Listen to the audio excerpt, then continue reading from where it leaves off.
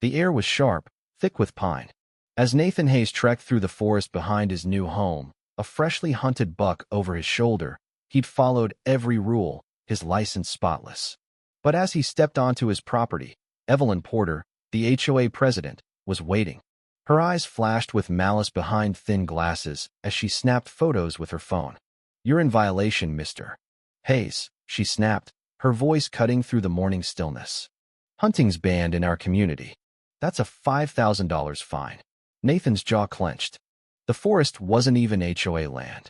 But Evelyn's smug confidence showed she didn't care. She thought she had him. She had no clue what was coming.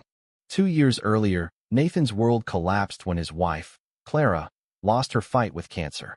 Left alone with their 6-year-old daughter, Lily, he sold his tech stocks, left his city job for remote work, and bought a quiet house in Cedar Hollow Estates. The property backed onto 200 acres of pristine forest, a haven for Lily to heal and for Nathan to find solace in hunting, a skill his father taught him with deep respect for nature. Most neighbors greeted them with warm dishes, but Evelyn and her husband, Gerald Porter, offered only a stiff HOA rulebook. Nathan brushed it off, eager to settle in. That October morning, when Evelyn confronted him, everything changed. "You're on public land," Nathan said calmly, showing his permits. Evelyn's face turned red. "This forest is under HOA jurisdiction," she shot back, waving a tablet with a new bylaw banning hunting for violent imagery. When Nathan pointed out the forest wasn't theirs, she laughed, already calling the police. Soon, Officer Reed and Ranger Mike Larson arrived. Mike, a grizzled outdoorsman, confirmed Nathan's licenses were valid but noted the forest's ownership was unclear. "Best pause hunting until we sort this," he advised. Evelyn smirked, taping a $500 violation notice to Nathan's door the next day, followed by a condescending email. "Learn our rules, Mr. Hayes." Nathan wasn't paying a cent for hunting on what he knew was public land. That night, as Lily asked, "Do we have to move, Daddy?" his resolve hardened. This wasn't just about a finite, it was about securing a home for his daughter. He called the county clerk, uncovering a bombshell. The forest belonged to a bankrupt developer, Pinewood Corporation, not the HOA, and was slated for a tax deed auction. Online forums buzzed with complaints about Evelyn's iron grip fines for minor infractions, harassment of dissenters. A text from an unknown number offered a meeting at Riverside Diner. Sarah Bennett, an HOA board member and real estate lawyer, exposed Evelyn's tyranny. "She's built a putting green with HOA funds and renovated her house, calling it community upgrades," Sarah whispered. "She's untouchable because people are scared." Nathan attended an HOA meeting, demanding proof of the forest's ownership. Evelyn's vague claim of a historical agreement wavered when Sarah supported him, but the meeting ended with a $1,000 fine for disruptive behavior. An elderly neighbor, Walter Klein, hinted at the truth. "Check county records. Evelyn's lying about that land." Nathan's mother, Diane, urged him to fight, but warned, "Is this worth it for you and Lily?" Staring at Lily's crayon drawing labeled, "Our Forever Home," Nathan knew he couldn't quit. At the county records office, a clerk confirmed the forest was in legal limbo, unclaimed since Pinewood's collapse.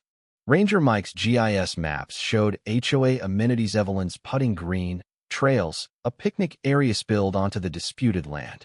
Nathan consulted a lawyer, learning the forest would soon be auctioned for unpaid taxes. Meanwhile, Evelyn's harassment intensified. Citations for slightly tall grass, a visible trash can, a single loud call on his deck. A camera appeared on the Porter's property, aimed at his house. When Nathan confronted her, Evelyn's icy smile was chilling. "It's for community safety." Then his mortgage lender called, warned by the HOA about violations threatening his property value. The breaking point came when the county clerk tipped him off. The auction was 2 weeks away. Sarah revealed Evelyn planned to bid on the forest for a community golf course, a front for selling it to developers for personal gain. Nathan found his truck's tires slashed, garbage strewn across his lawn, and neighbors shunning him. He installed cameras, his heart heavy as he whispered to Clara's photo, "Am I doing this right?" Swallowing pride, he borrowed $30,000 from his mother, added it to his savings, and took a $100,000 home equity loan. Through Timberline LLC, he bid anonymously. Sarah leaked that Evelyn had HOA approval for $75,000, but an email slip exposed her deal with Apex developers, promising her a cut. The betrayal was staggering. At the auction, Nathan's pulse pounded in a stark basement room. Evelyn arrived with Gerald and 2 board members, her shock at seeing him evident. Bidding started at $45,000. Nathan opened at the minimum. Evelyn countered at $50,000. They traded bids, her sweat visible at $75,000. She pushed to $80,000, beyond her limit. A man in a sharp suit, likely Evelyn's ringer, jumped to $100,000. Nathan's stomach dropped. At $115,000, he was tapped out. Desperate, he called his mother for another $30,000. "This isn't just for me," he pleaded. "They'll ruin this community." She wired the funds. Nathan bid $120,000. Evelyn's frantic $125,000 was rejected for unverified funds. Sold. The auctioneer declared the forest his. Evelyn's threat, "This isn't over, Hayes," was cut off by Gerald's raw admission. Evelyn's sister was killed by a hunter. "That's why she hates you." Nathan softened. "I'm sorry for her loss, but that doesn't justify her lies." Driving home, the weight of his victory hit. He owned 200 acres, but with power came responsibility. Sarah asked, "Revenge?" Nathan wanted justice. A surveyor confirmed the HOA's putting green, trails, and picnic area encroached on his land. He installed no HOA access signs and cameras, fencing off the amenities just before the HOA's annual hike. At 8:30 a.m., his app pinged. Evelyn was ripping at the fences, residents stunned. Nathan arrived with the deed, stating, "This is my property. Your facilities are illegal." Evelyn's rage erupted, but the crowd murmured as reality sank in. His attorney delivered a notice to the HOA.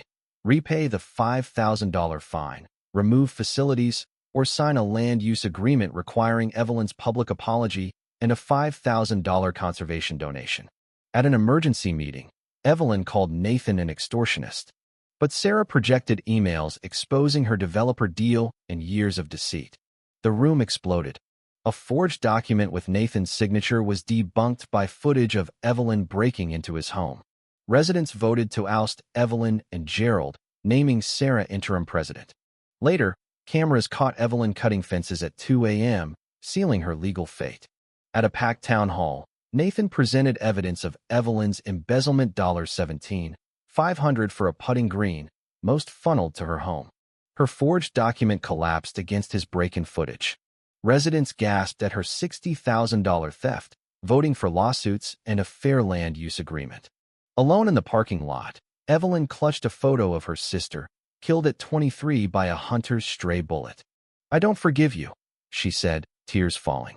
"I know loss," Nathan replied. "I'm sorry, but your pain didn't justify hurting us."